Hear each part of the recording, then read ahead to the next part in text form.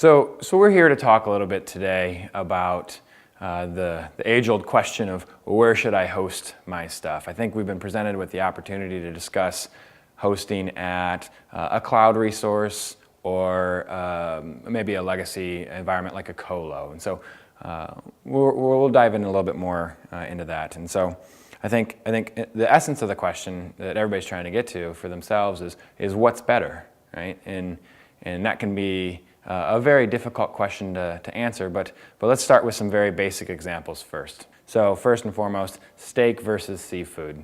How many people here think steak's better? Yeah, okay, a couple of you. Seafood. Yep, so the majority of the folks in the room feel like seafood is better for them. This is probably not tied to some sort of scientific reasoning. You know, you just like one over the other. It tastes better for you. You've had better user experiences, better experiences with seafood. Here's another one. Beach, going to the beach, swimming, or skiing. How many people like skiing? Okay. And how many people like going to the beach? Okay. So overwhelmingly, more people like going to the beach than they do going skiing. Corvette versus Mustang. Any Corvette fans in here? Okay. And Mustang. So Corvette wins out in this scenario. But again, same type of question to a different group of folks may result in different answers.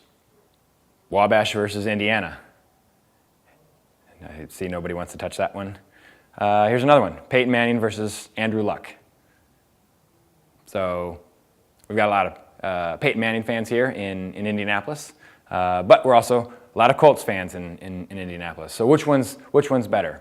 You know, this leads us into the actual next example of which one's better, Colo space or cloud space. You know, it's hard to define a right or wrong answer, but for today's purposes, to make it as simplistic as possible, we're going to assume that Colo space is Peyton Manning and the cloud space is Andrew Luck. So Peyton Manning's been in the industry for a lot of years. He's been around for a long time. He's a stable, often the right choice, right? A safe choice. Andrew Luck, you know, he's got a little bit less experience, but his track history in the short time has been fantastic. You know, and so we'll talk a little bit about the differences between the two. So you've got Peyton Manning. You know, he's the 5-time league MVP. He was the first overall draft pick in 1998. So it's been a few years, but at his time, he was prized to be the best option for anybody out there. He's got records for touchdown passes over his career. He's also, though, gone under the knife and had a couple of surgeries on his neck. He's getting a little bit older, maybe running on legacy hardware, if you will. But if you look at his statistics, you know, they're overwhelming. 70,000 passing yards over his career during the regular season, 673 rushing yards. So he's a fantastic passer, not a great runner. But he's cost, as far as his salary at this time, $15.1 million per year, which is healthy. And he's 38 years old. Now let's look at Andrew Luck. So Andrew Luck, he's the new kid on the scene, if you will. He also was a first-round draft pick in 2012. You know, he doesn't have any Super Bowl rings to wear today, but he's a 3-time Pro Bowl selection. He's a current NFL record holder for passing yards for a rookie for the season, as well as in a single game. And he's also got the most wins by any #1 draft pick quarterback in a rookie season. So his track, the key indicators are phenomenal for this young man. If we look at his statistics, he's been in the league for a lot less time than Peyton Manning, but he does have 13,000 passing yards. Over that same period of time, he's already got 905 running yards. So he's a solid passer. He's already proven to be able to outrun Peyton Manning, though Peyton Manning's been in the league for a significant number of years longer than Andrew Luck. And he only costs $5.5 million per year in his salary. And another thing to point out is he's 25 years old, right? So he's younger. So what does this really mean, right? So if we start to compare the two, you know, it goes back to a lot of things that we find to be true within the Colo space and in the cloud space, right? So you know, people choose Colos because they can take advantages of economies of scale for space, for power, for cooling. The facilities that the Colo space is in is purpose-built, right? You got poured concrete walls with reinforced rebar. You've got cages, you've got biometrics, sensors to be able to log people in, log people out, or provide access where necessary. But you're limited in scale, right? You can only add so much space into a rack, or you can only use so much space within a colocation facility unless you want to invest a significant amount of more money, add additional locations, so which can be cost prohibitive. And the ability to be able to respond to change in that nature, where you have to have such an intensive capital outlay, is difficult, right? Even for small things like adding RAM to a server. In most traditional colocation facilities, you spin down a server. First, you got to order the RAM, right? So you got to buy the RAM. You got to coordinate with the colocation facility to get the RAM to be able to put it into a server. You spin it down. You actually input the RAM into the server. You turn it back up. You've got hours of downtime that you have to plan and also coordinate with to just make a change like some additional RAM. So let's look at cloud in that same regard, right? So similar economies of scale as the Colo space. You got economies in space, in cooling, in power, but you've also got or taken advantage of economies of scale with compute. There's low, if any, capital expenditure when choosing a cloud provider, which allows you to be able to make adjustments or take advantage of opportunities very, very quickly. And you only pay for what you use, right? If you don't have to plan for the capacity down the road. You can pivot with a couple of clicks of a mouse. It offers high flexibility, but you also get a little bit less control in the cloud than you would with a colocation facility. So ultimately, I guess what we're trying to answer here is what's the right direction for me.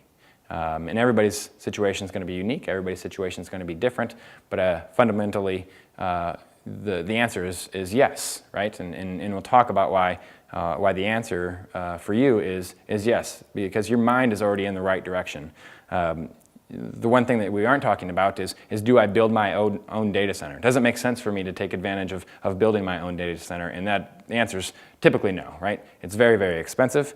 It is not only from a cost standpoint for resources like servers and infrastructure, but also for resources as individuals to be able to ensure the lights are on and the environment is up and running.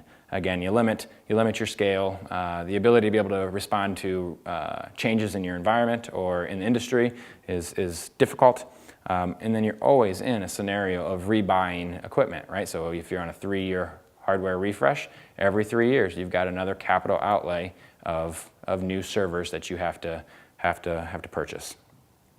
So ultimately, let's figure out what would be the right direction for your organization.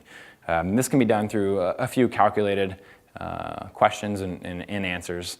More often than not, it'll give you the right starting point to go with. So the first question is, can you deliver a consistent and quality user experience in the cloud?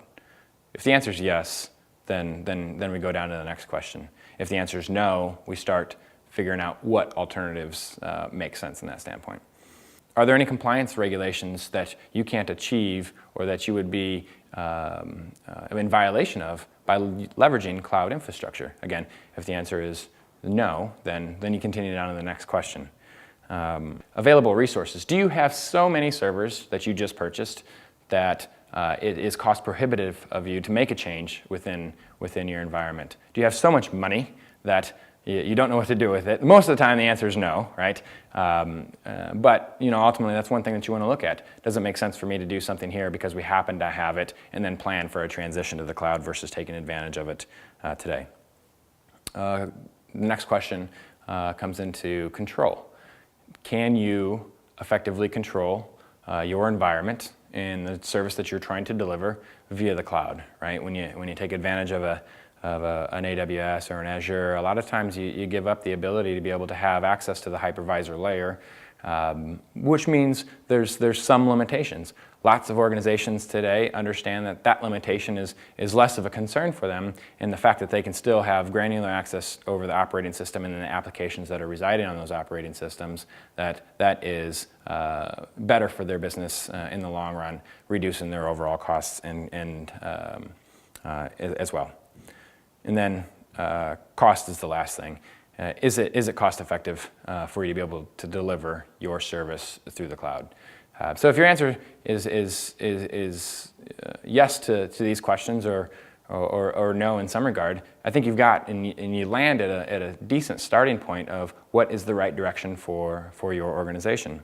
So if you had to guess today, with today's information, the information that we talked about, assuming obviously the pay ranks and everything are accurate, who is it that you would be willing to invest in for the next 5 years? Whose contract would you extend? Would you extend Peyton Manning at $15.1 million, hoping that he's going to be able to last you for the next 5 years? Right? He's 38 years old. He's got a fantastic track record.